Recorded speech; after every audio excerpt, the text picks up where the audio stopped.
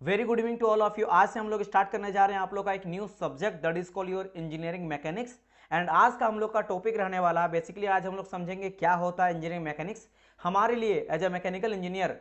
Engineering mechanics का क्या योगदान रहता है उसके बारे में समझेंगे। इंट्रोडक्शन बेसिकली देखेंगे, बेसिक बेसिक जो आप लोगों को पता होना चाहिए बेसिक लॉज के बारे में, कुछ बेसिक फंडामेंटल चीज़ों के बारे में जो पता होना चाहिए ताकि आप आगे चलकर इंजीनियरिंग मैकेनिक्स को बेहतर तरीके से समझ पाओ। राइट, इसके अलावा हम लोग डिस्कस करेंगे फोर्स सिस्टम के बारे में, one of the most important topic या चैप्टर जो आपके एग्जाम में पूछा जाता है। मतलब हर बार कोई भी एग्जाम ले लो, आपको AENJ का एग्जाम में देखते हो ये जो फोर्स सिस्टम है ना, यहां से क्वेश्चन पूछा ही पूछा जाता है, हर बार पूछा जाता है, तो ये बहुत इंपॉर्टेंट है। अच्छा, नॉट ओनली आपके एग्जाम में पूछा जाता है, अगर आप फोर्स सिस्टम को अच्छी तरह से क्लियर कर लोगे ना, अच्छी तरह से पढ़ लोगे, तो पूरा का पूरा इंजीनियरिंग मैकेनिक्स जो है ना वो आपको समझने बहुत ईजी रहेगा। नॉट ओनली इंजीनियरिंग मैकेनिक्स, अभी अगर आपको समझ में आएगा कि अगर आप फोर्स सिस्टम को अच्छी तरह से कर लेते हो ना, तो आपका और 3-4 सब्जेक्ट है ना, जैसे फ्लूइड मैकेनिक्स हो गया, स्ट्रेंथ ऑफ मटेरियल हो गया, थ्योरी ऑफ मशीन हो गया, इन सभी को भी अच्छी तरह से डील कर सकते हो। तो आप समझ सकते हो कि आपके लिए कितना इंपॉर्टेंट होता है इंजीनियरिंग मैकेनिक्स, राइट, और उसमें भी फोर्स सिस्टम। तो चलिए स्टार्ट करते हैं आज के फर्स्ट लेक्चर को, that is called your introduction and force system. देखो अब यहां पे बात करते हैं, सर जी इंजीनियरिंग मैकेनिक्स हमारे लिए कितना इंपॉर्टेंट है, क्यों है, इन सब के बारे में थोड़ा बताइए। मैं आपको इतना बोल दूंगा कि अगर जैसे कि कहा जाता है ना कि अगर आपको एक अच्छा इंजीनियर बनना है तो आपका मैथमेटिक्स अच्छा होना चाहिए। जब आप 10th में अच्छा करते हो मैथमेटिक्स में, या फिर 11-12 में अच्छा करते हो, तब जाके बोला जाता है कि तुम इंजीनियरिंग के लिए जा सकते हो। बिकॉज अगर आप इंजीनियरिंग करना चाहते हो, चाहे सिविल इंजीनियरिंग करना, मैकेनिकल करना, इलेक्ट्रिकल करना, कोई भी इंजीनियरिंग में अगर आपको करना है, अगर आपका मैथमेटिक्स बहुत अच्छा है तो आप किसी भी इंजीनियरिंग में सर्वाइव कर सकते हो। उसमें आप सच में एक अच्छा इंजीनियर बन के एक गवर्नमेंट जॉब लेके आप लाइफ को सेटल कर सकते हो। वैसे तो हजारों करोड़ों इंजीनियर बन जाते हैं, लेकिन नाम का एक होना और सच में काम का इंजीनियर बनना, इन दोनों में अगर आपका मैथमेटिक्स बहुत अच्छा रहता है तो आप एक अच्छा इंजीनियर बन सकते हो। सिमिलरली अगर आप एक अच्छा मैकेनिकल इंजीनियर बनना चाहते हो तो आपका इंजीनियरिंग मैकेनिक्स में पकड़ होना बहुत इंपॉर्टेंट है। तो आप समझ लो कितना इंपॉर्टेंट आपके लिए हो जाता है इंजीनियरिंग मैकेनिक्स। इसीलिए चाहे आप किसी भी ब्रांच से बिलोंग करते हो, mechanical, civil, electrical, first semester में आप लोग को मैथमेटिक्स भी पढ़ाया जाता है, इंजीनियरिंग मैकेनिक्स भी पढ़ाया जाता है। अलग बात है कि हम लोग मैथमेटिक्स रहे या इंजीनियरिंग मैकेनिक्स वगैरह रहे, हम लोग क्या करते हैं किसी तरह करके पार करके बोलते चलो यार जान छूटा तो लाखों पाए, राइट। लेकिन एक्चुअल में क्या होता है कि अगर आप इन सभी सब्जेक्ट को अच्छी तरह से नहीं करते हो ना,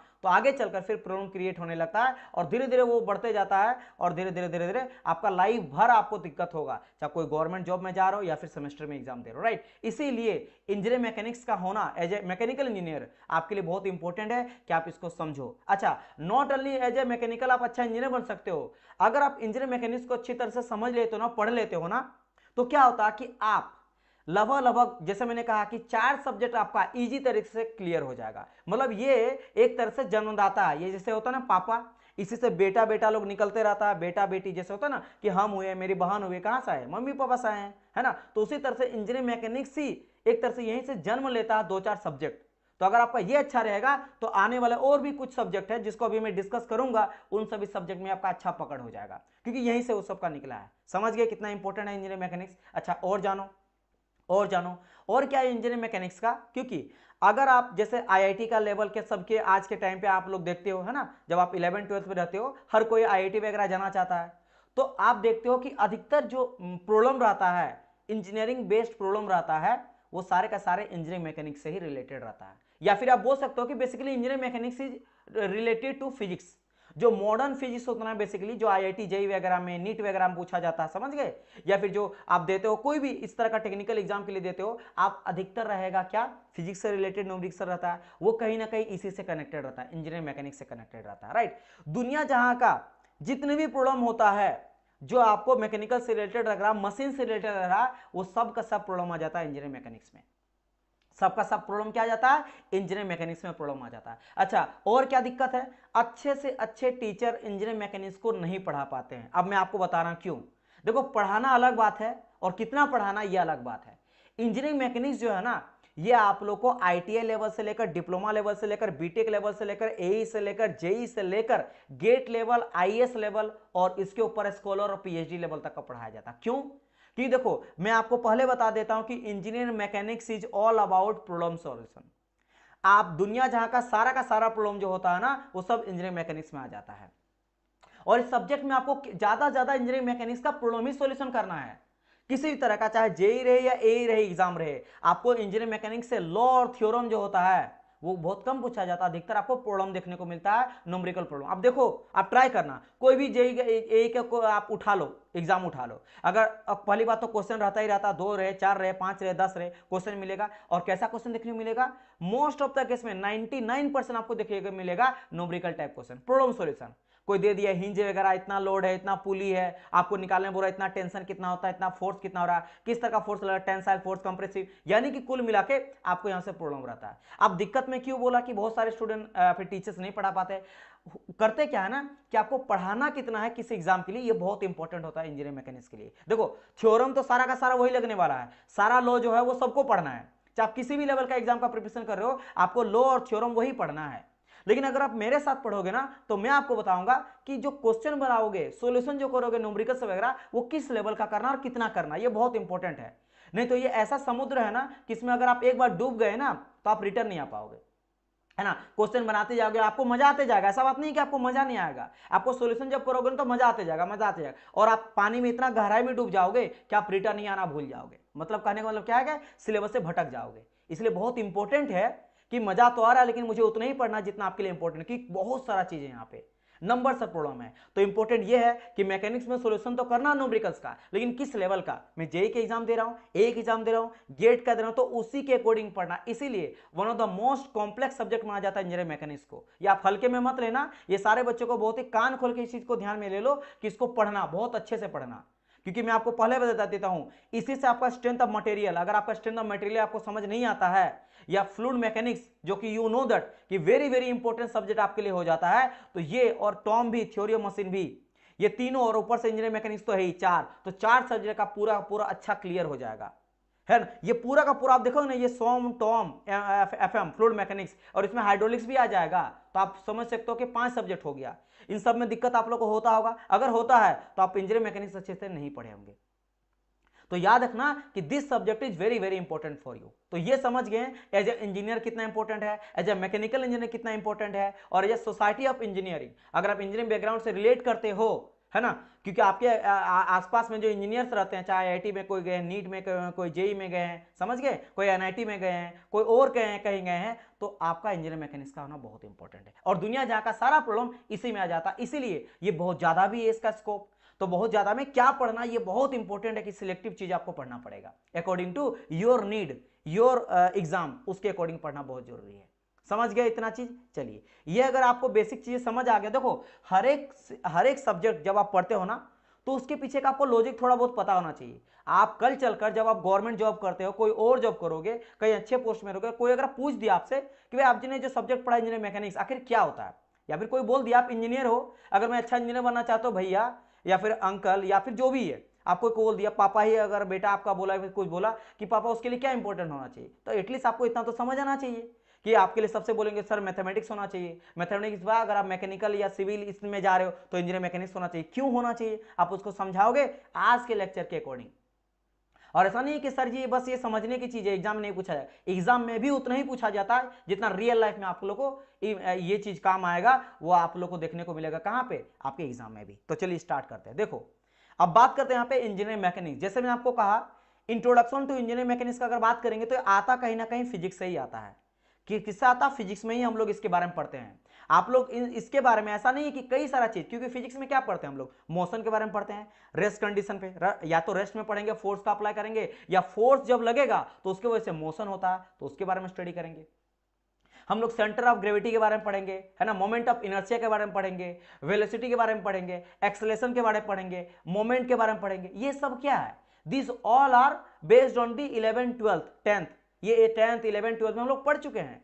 तो इंजीनियरिंग मैकेनिक्स जो होता है ना, बेसिक रूट से सब कुछ पढ़ना पड़ता है, लेकिन हाँ उस नजरिए को ध्यान में रखते हुए कि हम लोग इंजीनियर्स है तो उसके अकॉर्डिंग हम लोग को यहाँ पे पढ़ना है। ठीक है, चलिए अब देखो यहाँ पे जब मैं बात करता हूं कि भाई ये मेरा कनेक्टेड है किससे, है फिजिक्स से। कैसे सर? देखो फिजिक्स में हम लोग किसके बारे में पढ़ते हैं? फिजिक्स में we study about the physical object. अब भाई फिजिकल ऑब्जेक्ट क्या होता है? अब फिजिकल ऑब्जेक्ट में क्या होता है, कई सारा चीज जो है, जो फिजिकल ऑब्जेक्ट है, जिसका कलर होता है, जिसका शेप होता है, जिसका साइज होता है, जिसका कुछ वेट होता है, जो कुछ जगह को ऑक्यूपाई करता है, इन सभी को हम लोग फिजिकल ऑब्जेक्ट बोलते हैं। जो फिजिकल सेंस में उसको सेंस कर सकते हैं, जिसको देख सकते हैं, समझ गए, जिसको फील कर सकते हैं, जिसका वजन होता है, जिसका हाइट होता है। जैसे मेरा, मुझे आप देख रहे हो तो मैं एक फिजिकल ऑब्जेक्ट हुआ, तो मेरे बारे में स्टडी करना चाहते हो, राइट। ये पेन है, इसको आप देख सकते हो, इसका कुछ वेट है, कुछ वजन है, इसका कुछ शेप एंड साइज है, कुछ कलर है, समझ गए, कितना लेंथ का है, कितना क्या है। तो इसमें आप अलग अलग चीजें अप्लाई करके इसके बारे में स्टडी कर सकते हो, कलर के बारे में, शेप के बारे में, साइज के बारे में, फोर्स अगर अप्लाई करके इसके बारे में, स्ट्रक्चर के बारे में जानना चाहते हो। और हम लोग यहां पे जब बात कर रहे हैं कि भाई फिजिकल ऑब्जेक्ट, यानी कि केवल और केवल फिजिकल एक्सपेरिमेंट के थ्रू ही आपको पता करना है। आप इसमें केमिकली मत अंदर घुस जाना कि इसका एटम स्ट्रक्चर कैसा है। मुझे एटॉमिक स्ट्रक्चर के बारे में बिल्कुल नहीं जानना है कि इसका एटॉमिक स्ट्रक्चर कैसा है ना, क्रिस्टलाइन है या अमोर्फियस है, समझ गए, या फिर इसका एटॉमिक स्ट्रक्चर किस तरह का है, वो सब मुझे फ्री इलेक्ट्रॉनिक्स में पाया जा रहा है या नहीं है, मतलब ये कंडक्टर है या इंसुलेटर है, मुझे नहीं मतलब है। केवल और केवल मतलब है फिजिकल अपीयरेंस का, फिजिकल एक्सपेरिमेंट का, फिजिकल एक्सपेरिमेंट। तो यानी कि क्या समझे कि फिजिक्स में हम लोग पढ़ते क्या है, study about the physical object. इसीलिए अधिकतर हम लोग सॉलिड के बारे में पढ़ते हैं इंजीनियरिंग मैकेनिक्स, हम लोग एयर के बारे में नहीं पढ़ते हैं। हम लोग एयर वगैरह के बारे में स्पेशल इंजीनियरिंग मैकेनिक्स से एक सब्जेक्ट निकलेगा फ्लूइड मैकेनिक्स, उसमें पढ़ते हैं कि फ्लूइड का मतलब क्या होता है, जो भी फ्लो करता है, जो कोई भी चीज जो फ्लो करता है उसको फ्लूइड कहा जाता है। जैसे एयर वो फ्लो करता है, वाटर वो फ्लो करता है, ग्रीस या ऑयल हो गया फ्लो करता है, तो वो सब फ्लूइड में आ जाता है। तो सॉलिड अधिकतर हम लोग देख के चलते हैं इंजीनियरिंग मैकेनिक्स में, बिकॉज हम लोग को यहां पे जो शो करता है property with physical experiment like colour, shape, size, wait.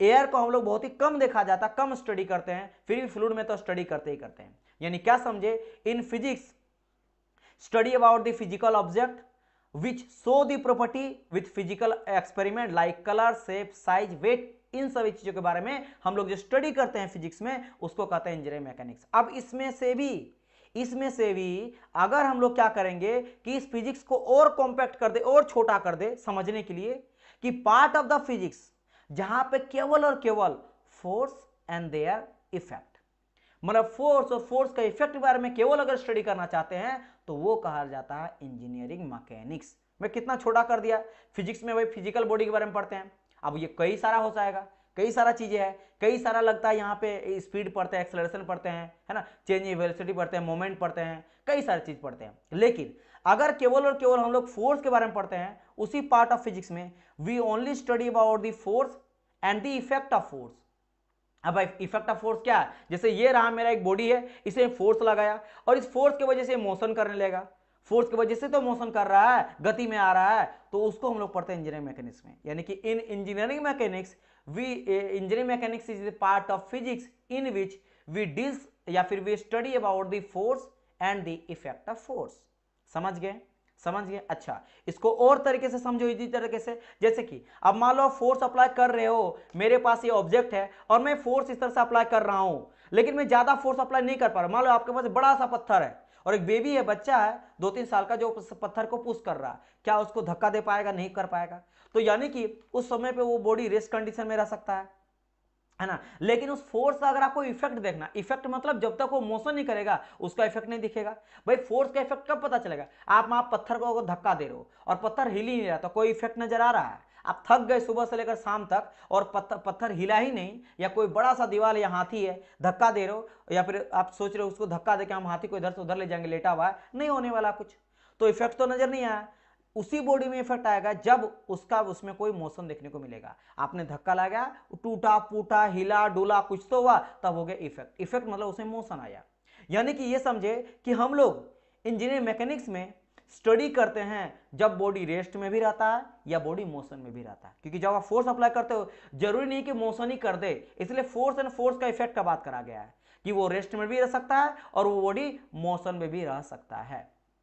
अब इसको और एक तरीके से डिफाइन कर सकते हैं, कैसे? कि that engineering mechanics come under the study of body under rest और इन मोशन।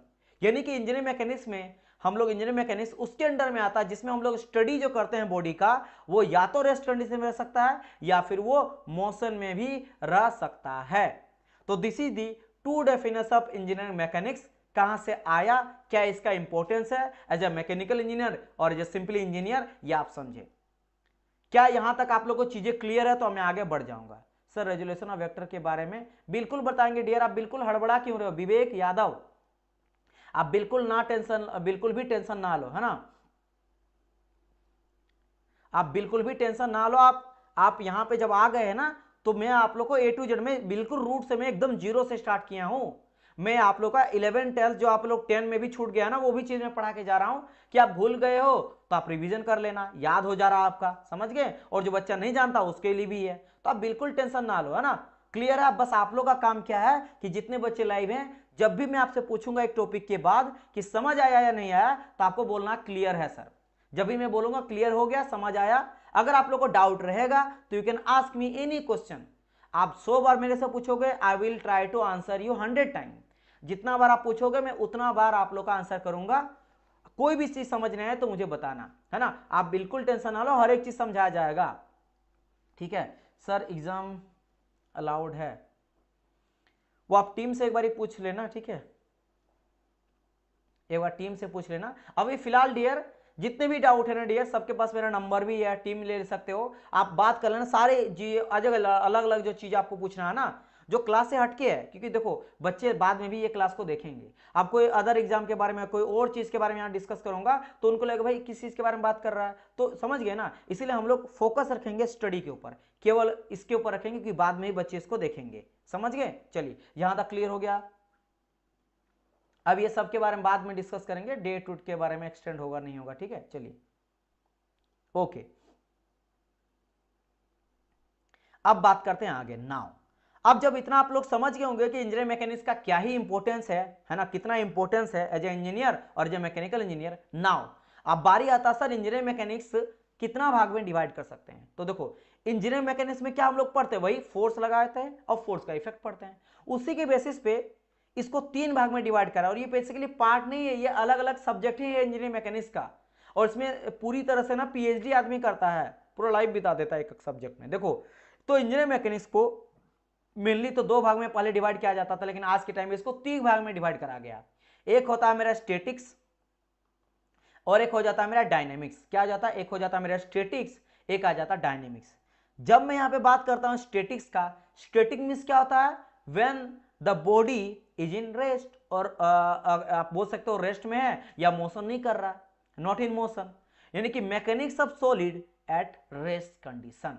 जब हम लोग सॉलिड मतलब क्या बात कर रहा है, कोई भी ऑब्जेक्ट का जो सॉलिड में है, जब मैं सॉलिड ऑब्जेक्ट का, है ना, जब मैं उसका मैकेनिक्स जानना चाहता हूं, मैकेनिक्स मतलब उसका फोर्स और उसका कोज, तो जब ये बॉडी रेस्ट कंडीशन पे है तब हम लोग कोई भी जितनी तरह का मैकेनिक्स इसके ऊपर कर रहे हैं, फोर्स वगैरह अप्लाई कर रहे हैं या कुछ भी कर रहे हैं, है ना, तो ये सब जो स्टडी करते हैं, इसका सेंटर ऑफ ग्रेविटी मुझे पता करना है, मोमेंट ऑफ इनर्शिया पता करना है, कहां पे इसका सीजी लाई कर रहा है, टोटल वेट कहां पे एक्ट हो रहा है ना, इसका रिजल्टेंट कैसे निकालेंगे, फोर्सेस का रिजल्टेंट कैसे निकालेंगे, किस तरह का फोर्स लग रहा है, मोशन हो रहा है या नहीं हो रहा है। लेकिन ये कंडीशन होना चाहिए रेस्ट कंडीशन में। रेस्ट कंडीशन में कोई भी स्टडी अगर आप कर रहे हो तो आ जाता है स्टैटिक्स में।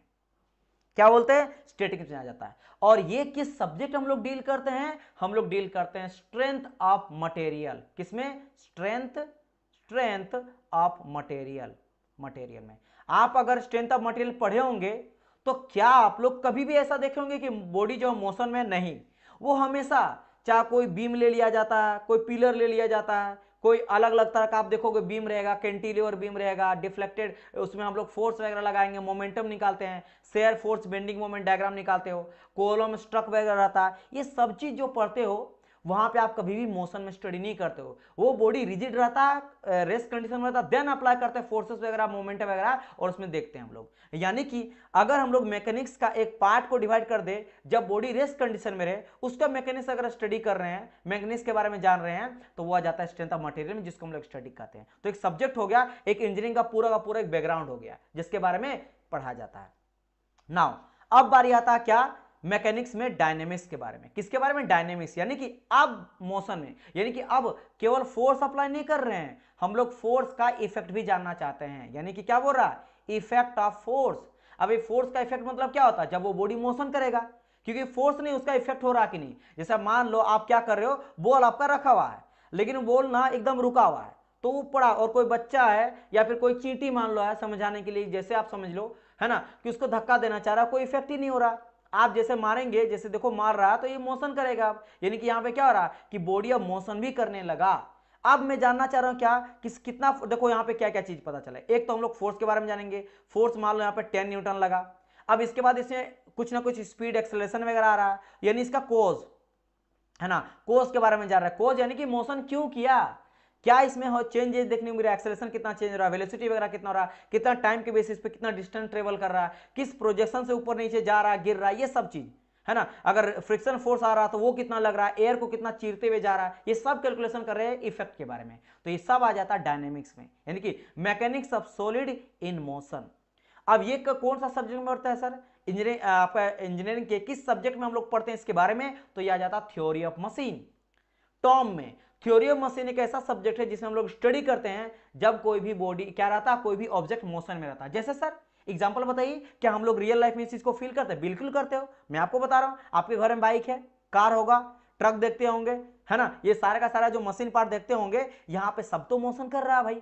और ये मोशन कब करता है, जब आप फोर्स अप्लाई करते हो। अब फोर्स जैसे आपने क्या करा, आप दिए एक्सीलरेटर दबाए, है ना, एक्सीलरेटर लिए या सेल्फ से स्टार्ट किए, तो सेल्फ स्टार्ट किए, वहां से गया इलेक्ट्रिक एनर्जी तो गया, वो तो फोर्स ही की तरह ही बिहेव किया, वो गया मेरा कहां पे, सिलेंडर में, वहां स्पार्क लगाया, इंजन का फ्यूल जला, चलने के बाद क्या हुआ, मोशन करने लगा। तो यहां पे जैसे आपका क्लच हो गया, क्लच पढ़ते हैं, ब्रेक्स ब्रेक्स एंड क्लच पढ़ते हैं, गवर्नर पढ़ते हैं, है ना, आपका बियरिंग पढ़ते हैं, या फिर पिस्टन सिलेंडर का मोशन पढ़ते हैं, इंजन टाइप ऑफ पढ़ते हैं, ये सब किस में आ जाता है, मैकेनिक्स का कौन पार्ट में आ जाता है, डायनेमिक्स वाले पार्ट में आ जाता है, थ्योरी ऑफ मशीन में आ जाता है। मतलब देखो समझना मेरी बात, थ्योरी ऑफ मशीन, मशीन का थ्योरी क्या है भाई, मशीन का थ्योरी मींस क्या होता है, मशीन का थ्योरी मतलब होता है मशीन का पार्ट्स कौन कौन सा लगा हुआ है, मशीन का पार्ट किस किस तरह का मोशन कर रहा है, और किस तरह का फोर्स अप्लाई कर रहा है, मोशन कैसा कैसा कर रहा है, यही सब हम लोग पढ़ते हैं ना थ्योरी। किसी का थ्योरी मतलब क्या होता है, सारा पार्ट्स को जानना, सारा ढांचा को जानना, किस किस पार्ट्स कैसा कैसा मोशन कर रहा है, किस तरह का काम मुझे मिल रहा है, हम लोग जो चाहते हैं उस तरह का काम वो कर पा रहा है नहीं कर पा रहा है, यही तो होता है। यानी कि कहीं ना कहीं मोशन कर रहा है, यानी फोर्स लगा तब तो मोशन कर रहा है, तो हम लोग पढ़ते हैं किसमें, डायनेमिक्स में। समझ गए। अब बारी यहां पे क्या आ जाता है, अब बारी आता है क्या, third number, that is called your hydro mechanics. क्या आ जाता है डियर स्टूडेंट, आ जाता है हाइड्रो मैकेनिक्स का। अब देखो हाइड्रो मींस होता है पानी, हाइड्रो मींस क्या होता है डियर स्टूडेंट, वाटर होता है। अब देखो पानी भी तो चलता है, और पानी भी कब बहता है, जब कोई ना कोई फोर्स लगाता है। आप देखोगे ना, जैसे डी नीचे आ जाता है तो ड्यू टू कैसे, ग्रेविटी फोर्स की वजह से जल्दी तेजी तेजी से गिरने लगता है, वही ऊपर चढ़ता तो हालत खराब हो जाता, पंप से चढ़ाना पड़ता है। समझ गए। तो यानी कि यहां भी तो बोल सकते हैं कि रेस्ट, भाई पानी भी जो है वो भी तो रेस्ट कंडीशन में रह सकता है, और पानी भी मेरा मोशन कर सकता है, इट मीन्स। लेकिन यहां पे क्या है, यहां हम लोग बात करें सॉलिड का। लेकिन अगर हम लोग लिक्विड के बारे में पढ़ना चाह रहे हैं तो फिर इसमें स्टडी करते हैं। देखो मैं आपको पहले बता दे रहा हूं, हम लोग इंजीनियरिंग मैकेनिक्स में गैस के बारे में स्टडी नहीं करते हैं, या ऐसे बोल सकते हो कि इसको हम लोग फिजिकल ऑब्जेक्ट नहीं मानते हैं। वैसे देखो आप यहां पे कई सारे स्टूडेंट मेरे को बोलेंगे सर गैस तो ऑब्जेक्ट होता है, क्योंकि वो जगह घेरता है, वो ऑक्यूपाई करता है, उसका वेट भी होता है। आप बलून में लो, बलून में गैस डाल लो, उसका कुछ वजन होगा। लेकिन वी आर इंजीनियर, क्या हमारे लिए गैस उतना ज्यादा इंपॉर्टेंट है इन बिहाफ ऑफ इंजीनियरिंग मैकेनिक्स? क्या उसमें फोर्स अप्लाई करके उसके काम करवा सकते हैं? क्या उसको फिजिकल ऑब्जेक्ट मान सकते हैं? आप बोलेंगे फिजिकल ऑब्जेक्ट किसको बोलेंगे, जिसका कलर कुछ होगा, जिसका कुछ शेप होगा, जिसका कुछ साइज होगा, जिसका कुछ वेट होगा। आप बोलेंगे वेट तो होगा सर, साइज शेप कलर वगैरह हो सकता है, मतलब क्या उसमें आप फिजिकल एक्सपेरिमेंट कर सकते हो जिससे वो प्रॉपर्टी शो करे? तो बोलेंगे सर उसमें अगर हम लोग हीट देते हैं तो उसका वॉल्यूम है ना बढ़ता घटता, प्रेशर बढ़ता घटता, डेंसिटी। क्योंकि आप देखो एयर जो होता है, जो आप घर में यूज करते हो एलपीजी गैस, एलपीजी गैस क्या होता गैस है, लेकिन उसको कंप्रेस करके लिक्विड में रखा जाता है आपके घर के सिलेंडर में, इसलिए कहा जाता है लिक्विफाइड पेट्रोलियम गैस, यानी कि लिक्विड के फॉर्म में। किस फॉर्म में रहता है, पानी के फॉर्म में रहता है, लेकिन होता गैस है। यानी वो तो हो गया केमिकल एक्सपेरिमेंट ना, हम लोग यहाँ पे मतलब है फिजिकल एक्सपेरिमेंट का, अपीयरेंस का। जो फिजिकल अपीयरेंस है उसमें क्या क्या चेंजेज हो रहा है, क्या प्रॉपर्टी चेंज हो रहा है, उसका colour shape and size weight वगैरह में। इसका अगर आप ऑटो क्या किए, गैस पहले था दूर दूर था, आप उसमें कंप्रेस किए तो ये क्या हो गया, सामने सामने आ गया, इसीलिए लिक्विड जैसा हो गया, बिहेव कर गया। तो केमिकल एक्सपेरिमेंट कर दिए। यानी फिजिकल अपीयरेंस ज्यादा मेरा गैस शो नहीं करता है, इसीलिए हम लोग नहीं करते। इसीलिए आप देखो यहाँ पे सॉलिड के बारे में पढ़े या फिर हाइड्रोमैकेनिक्स में हम लोग पढ़ते हैं किसके बारे में, लिक्विड के बारे में। तो या तो लिक्विड या सॉलिड के बारे में पढ़ते हैं। ऐसा बात नहीं है कि हम लोग गैस के बारे में पढ़ते ही नहीं है, पढ़ते हैं, लेकिन बहुत लिमिटेशन है ना, बहुत ही लिमिटेशन है। हम लोग जब मैं आपको आईसी इंजन आरएसी वगैरह पढ़ाऊंगा तब उसके बारे में चर्चा करते हैं, है ना, उसके बारे में चर्चा करते हैं। वैसा मशीन जो एयर को ही कंप्रेस करके चलाता है, एयर को कंप्रेस करके जो चलाता है, उस मशीन का नाम अगर आप लोग को पता है तो आप मेरे को एक बार बताना। मैं आपको बताया हूं क्लास में किसी बच्चों को पता, मैं थर्मोडायनेमिक्स में इसके बारे में डिस्कस आप लोग से करा हूं कि ऐसा मशीन जो मेरा एयर से चलता है, एयर को कंप्रेस करके चलता है, कोई बच्चा मेरे को बताना तो उसके बारे में पढ़ते हैं, लेकिन बहुत कम, ना के बराबर। मेनली हम लोग पढ़ते हैं इन सब के बारे में। तो हाइड्रोमैकेनिक्स मतलब क्या हो गया कि मैकेनिक्स ऑफ फ्लूइड। भाई वही बात है कि पानी भी रेस्ट कंडीशन में रह सकता है। आप बोलेंगे पानी रेस्ट में कब रहता है? आप कभी नल इस तरह अगर पार हुआ होगा ना, इस तरह का नाला कहीं होगा या पाइप होगा, उसमें एकदम नीचे में जब हल्का हल्का पानी रहता है तो आपको लगेगा ना, पानी अगर फ्लो भी कर रहा है तो लगेगा जैसे एकदम रेस्ट है, पानी रुका हुआ है। और जैसे थोड़ा ऊपर तक भर दोगे तब लगेगा हाँ बह रहा है। तो पानी भी रेस्ट कंडीशन में रहता है क्योंकि शेयर स्ट्रेस की वजह से इसमें डिफॉर्मेशन होता है। तो जैसे से ऊपर जाता है ना, शेयर स्ट्रेस का वैल्यू मेरा बढ़ते जाता है। और जैसे नीचे आएंगे यहाँ पे शेयर स्ट्रेस का वैल्यू जीरो रहता है, यहाँ पे शेयर स्ट्रेस का वैल्यू मैक्सिमम रहता है। तो due to shear stress minimum रहता है तो नीचे में, पाइप का नीचे में आपको यहाँ पे मोशन देखने को ही नहीं मिलता है। इन सब के बारे में हम लोग पढ़ते हैं मैकेनिक्स में। यानी कहने का मतलब क्या है कि चाहे मेरा बॉडी रेस्ट में रहे या मोशन में रहे, जब मेरा फ्लूइड का बात करें तब तो उसको पढ़ता है आपका क्या, हाइड्रोमैकेनिक्स या फिर हाइड्रोलिक्स भी इसको कहते हैं। यानी कि वैसा मशीन जो मेरा पानी से चलता है उसको हाइड्रोलिक्स कहते हैं, हाइड्रोलिक मशीन कहा जाता है। ये भी एक सब्जेक्ट होता है। तो कुल मिला के आपका एक सब्जेक्ट, दो सब्जेक्ट, तीन सब्जेक्ट, और हाइड्रोलिक मशीन अगर कर देंगे तो चार सब्जेक्ट आपका बन गया। तो कुल मिलाकर चार, और इंजीनियरिंग मैकेनिक्स इससे चार सब्जेक्ट का क्लियर हो जाता है। पांच हो गया, समझ रहे हो? आधा इंजीनियरिंग, आधा मैकेनिकल इंजीनियरिंग आपका खत्म है ना। सील में भी अगर आप देखोगे तो आपका सोम रहता है, फ्लूइड रहता है, हाइड्रोलिक्स रहता है, तो तीन सब्जेक्ट, और आपका मैकेनिक्स चार। समझ गए कितना इंपॉर्टेंट है? चलो अब बारी जब आता है यहाँ पे क्या, डायनेमिक्स के बारे में, क्योंकि मोस्ट ऑफ द जो हम लोग इंजन के बारे में स्टडी करते हैं, यस वेरी नाइस डियर, उसको कहते हैं न्यूमेटिक मशीन। मुझे वही सोच रहा था कि बिल्कुल बिल्कुल अजय और डियोक का आंसर आ चुका था मुझे, न्यूमेटिक मशीन। मैं आप लोग को पढ़ाया हूँ कि नहीं? बिल्कुल पढ़ाया था ना, यस। तो वैसा मशीन जो एयर को कंप्रेस करके उसी से काम करता है उसको न्यूमेटिक मशीन कहा जाता है, राइट। तो उसके भी बारे में पढ़ा जाता है, लेकिन हाँ लिमिटेड है क्योंकि उसका यूज बहुत लिमिटेशन करा जाता है, क्योंकि इफिशिएंसी आपको ज्यादा नहीं मिल पाएगा ना जितना। देखो आप बोलेंगे सर क्यों ऐसा? क्योंकि एयर का जो डेंसिटी होता है, एयर का डेंसिटी से हजार गुना ज्यादा डेंस होता है मेरा वाटर, और सॉलिड तो और ज्यादा होता है। हजार गुना ज्यादा अगर डेंसिटी है इसका तो ज्यादा इफेक्ट जो रहेगा, जैसे एयर से कोई को अगर मान लो ऐसे करके मारोगे, किसी को एयर धक्का दोगे, 4 लीटर एयर फेंकोगे तो उससे क्या ही होगा। लेकिन वही अगर पानी फेंकोगे तो बेचारा वो हिल जाएगा या कोई चीज बह जाएगा, मतलब उसका इफेक्ट भी हजार गुना होता है। तो कोई भी इफेक्ट अगर देखना चाहते हैं तो वाटर में हजार गुना ज्यादा देखने को मिलता है। इसीलिए हम लोग जो मशीन भी यूज करते हैं अधिकतर, वो हम लोग कैसा, हाइड्रोमैकेनिक्स यूज करके फिर हाइड्रोलिक मशीन का यूज करते हैं। समझ गए? हाइड्रो मशीन या फिर हाइड्रोलिक मशीन का यूज करते हैं हम लोग, एयर का कम यूज करते हैं क्योंकि एक तो कॉस्ट ज्यादा है मशीन को बना, ऊपर से आपको इफिशिएंसी।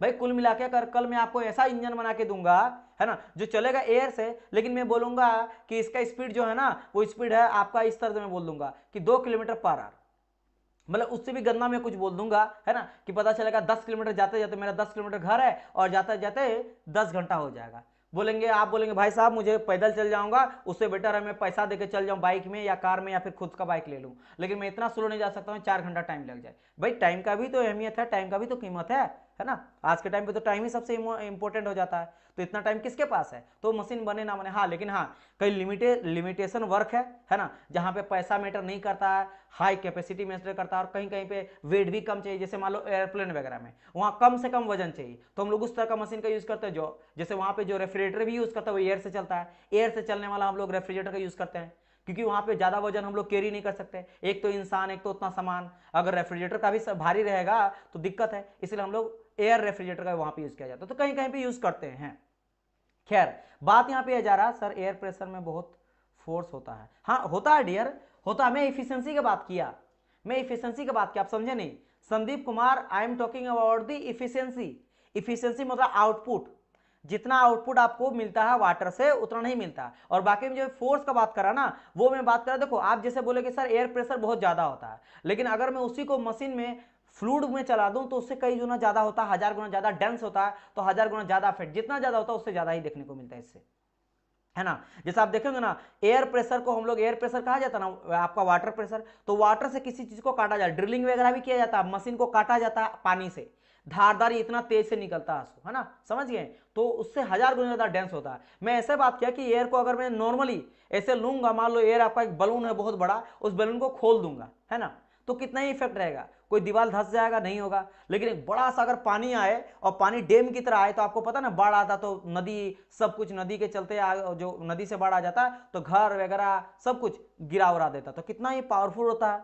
एयर से बहुत ज्यादा प्रेशर आपका आपका होता है किसका, वाटर का। या मान लो आप बोलेंगे सर एग्जाम्पल तूफान है, मैं सब कुछ एग्जांपल लेके चलूंगा जो आपको दिमाग में कंफ्यूजन क्रिएट रहेगा। सर तूफान आता वो भी तो पूरा का पूरा आता है, तो इतना स्पीड में आता कि बहुत बार ऐसा होता है कि पेड़ गिर जाता है, पोल गिर जाता है ना। लेकिन वही उतना स्पीड से अगर पानी आ जाए तो सोचो तो क्या हो जाएगा, है ना। जितना स्पीड से एयर ब्लो करता है, तूफान जब भी आता है, साइक्लोन वगैरह आता है ना, जिस साइक्लोन का स्पीड रहता है एयर का, उतना स्पीड से अगर कभी एयर आ जाए या पानी का जो पानी का आता है, नॉर्मल पानी कितना तेज से आता है। जब भी कोई सुनामी देखे हो ना, सुनामी जो आता है समुद्र से पानी या बाढ़ आता है, तो बाढ़ का पानी का क्या ही वेलोसिटी रहता है, नॉर्मल बहते हुए आता है, उसी में तो हालत खराब हो जाता है।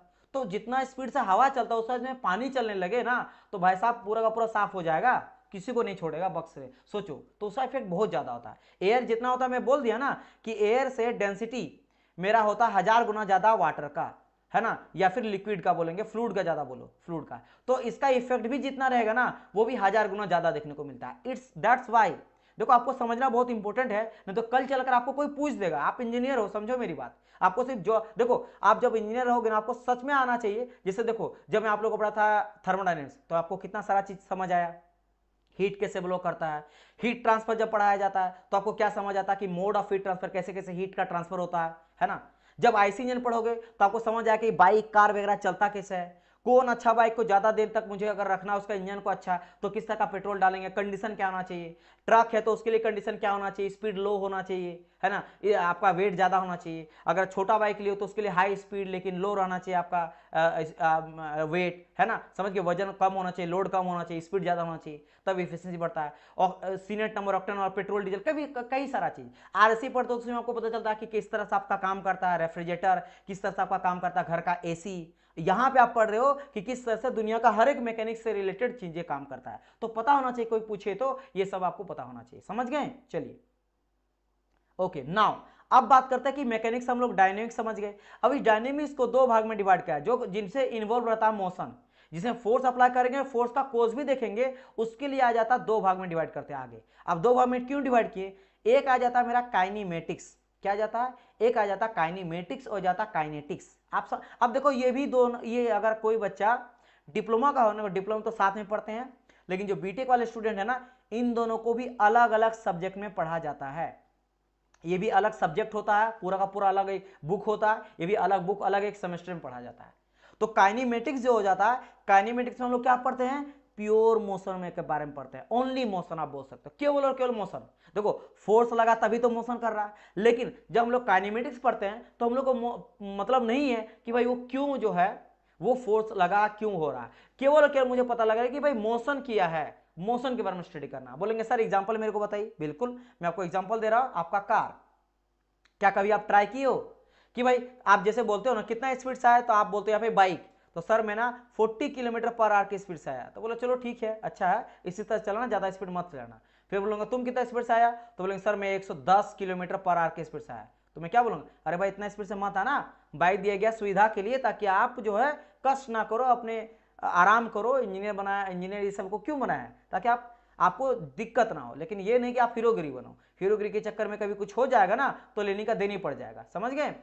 तो वो वाला चीज है, तो यानी ये ज्यादा नहीं, मैंने यहाँ पे क्या केवल बात करा मोशन के बारे में, है ना।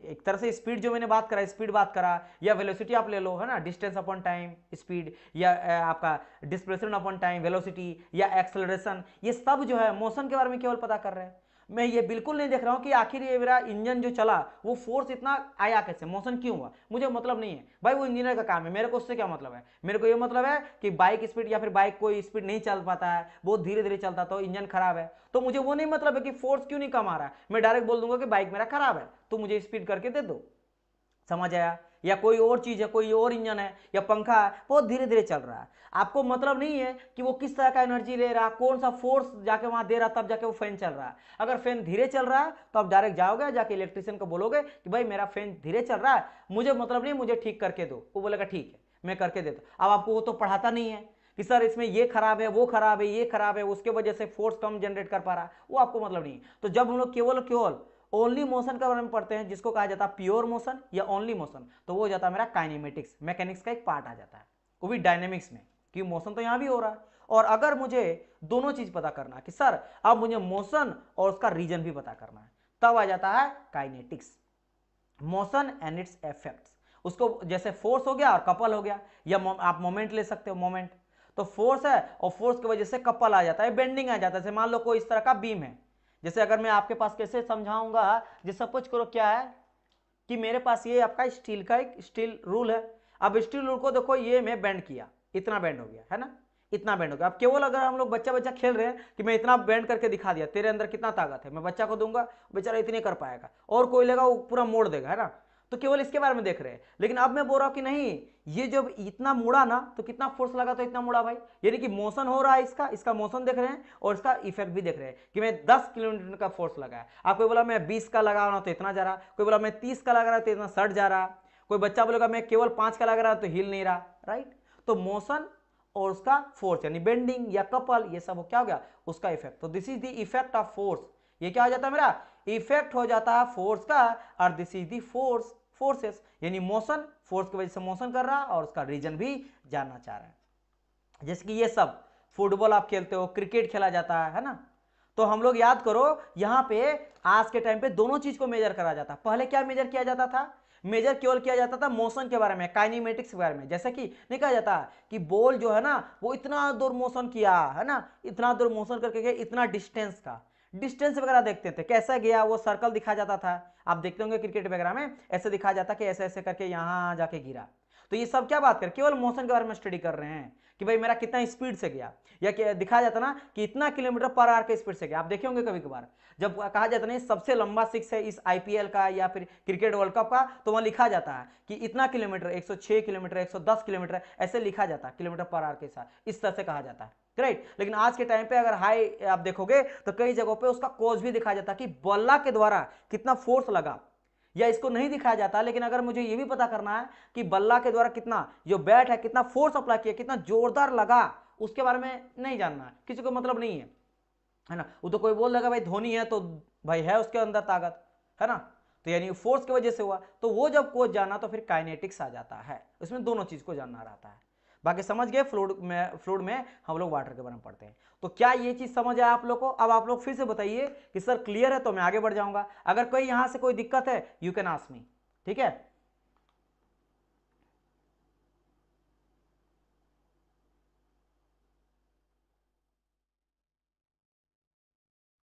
Very nice. और सेशन अगर आपको अच्छा लग रहा है तो सेशन को क्या करना है, यू नो दैट, लाइक भी करते रहना सारे स्टूडेंट, ठीक है। फटाफट सेशन को लाइक कर दो, है ना। देखो एक चीज मैं आपको बता देना चाहता हूं, this is the first session. आप ये जानो कि यहां पे ईच एंड एवरीथिंग को बहुत ही बेसिक से बहुत अच्छी तरह से आपको समझाया जाएगा। ईच एंड एवरीथिंग का हम लोग यूज करेंगे ग्राफिक्स, है ना, इस तरह का कई सारा सिंबल के थ्रू आपको समझाएगा, फिगर के थ्रू, एनिमेशन भी दिखाया जाएगा, वीडियो भी चला के समझाया जाएगा। कोई मोशन का, अगर मुझे मोशन, कोई भी मशीन है जिसका मोशन दिखाना है, कैसे मोशन करना, कुछ कॉम्प्लेक्स है जो समझ से परे है, तब मैं उसका वीडियो भी आपको चला के दिखा दूंगा साथ में। जैसे कई सारे सब्जेक्ट में अदर भी हुआ है, मैं न्यू सब्जेक्ट स्टार्ट किया हूं तो आप लोग को बता दे रहा हूं। तो आप बिल्कुल टेंशन ना लो, यहाँ पे ईच एंड एवरीथिंग जो है ऐसा पढ़ाया जाएगा कि एग्जाम तक तो दूर की बात है, आप लाइफ भर नहीं भूलोगे, इतना अच्छा से पढ़ाया जाएगा। तो बिल्कुल आप टेंशन ना लेना, आप बस पढ़ो मन लगा के, ठीक है। और कोई दिक्कत होगा तो यू कैन आस्क मी बस। डियर इसके बारे में तो मुझे नहीं पता कमल, ये आप टीम से पूछना क्लास है कि नहीं है अदर सब्जेक्ट का। चलिए अगर यहां तक क्लियर है तो अब बढ़ते हूं मैं आगे, है ना। अब मैं बढ़ता हूं आगे और डिस्कस करते हैं फोर्स सिस्टम के बारे में। किसके बारे में डिस्कस करेंगे डियर स्टूडेंट? फोर्स सिस्टम के बारे में डिस्कस करेंगे। या फिर मैं, आप लोग जैसा बोलोगे, यहां तक इंट्रोडक्शन था, तो क्या नेक्स्ट क्लास हम लोग कल इसको ले आगे बढ़ाएंगे, बताइए।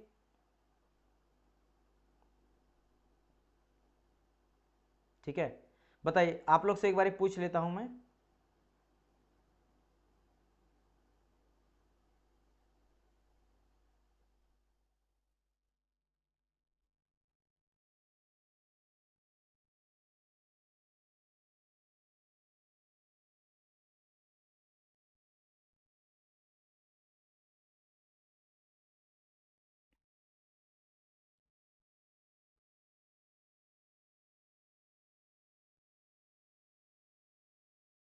ओके ओके ओके, ठीक ठीक ठीक, ओके डियर, ओके प्रियंका, चलिए।